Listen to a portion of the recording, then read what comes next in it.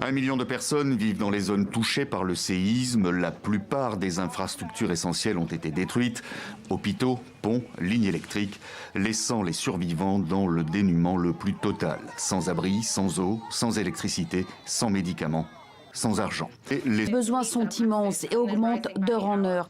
Le bilan reste figé pour l'heure à plus de 2700 morts, sans oublier les nombreux disparus. Les experts disent s'attendre à la découverte de milliers de morts supplémentaires dans les jours à venir. Catherine, cette question de tarifs douaniers, la guerre commerciale que Donald Trump a déclarée au Canada, c'est au centre de la campagne électorale qui bat son plein depuis 10 jours maintenant. L'ombre de Donald Trump plane en permanence sur cette campagne électorale. C'est vraiment du jamais vu. À peine la Chine lançait ses exercices militaires grandeur nature autour de Taïwan que l'armée taïwanaise, placée en état d'alerte, faisait décoller ses avions de chasse et déployer sa marine au large de l'île convoitée.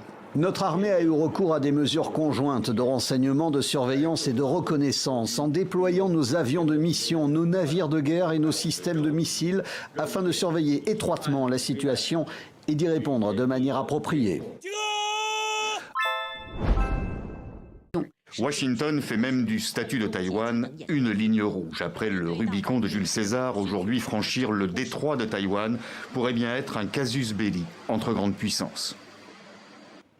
Et sachez aussi que l'information continue sur nos réseaux sociaux et sur notre site internet tv5monde.com. Je vous invite également à scanner ce QR code avec votre téléphone portable.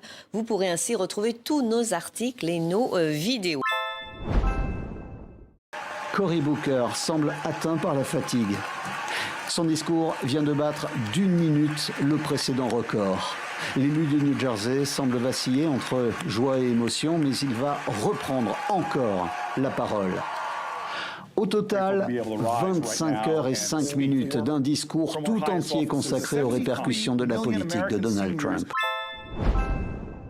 Ce qu'on sait pour le Canada, c'est que pour l'instant, l'acier et l'aluminium qui sont produits ici et exportés vers les États-Unis sont imposés de 25%, qu'à partir de demain, tous les véhicules importés aux États-Unis seront également imposés de 25%. Pékin ne cache pas ses intentions. Les dirigeants taïwanais doivent cesser à tout prix toute velléité d'indépendance. Nous ne permettrons jamais à qui que ce soit, à quelque force que ce soit, de séparer Taïwan de la Chine.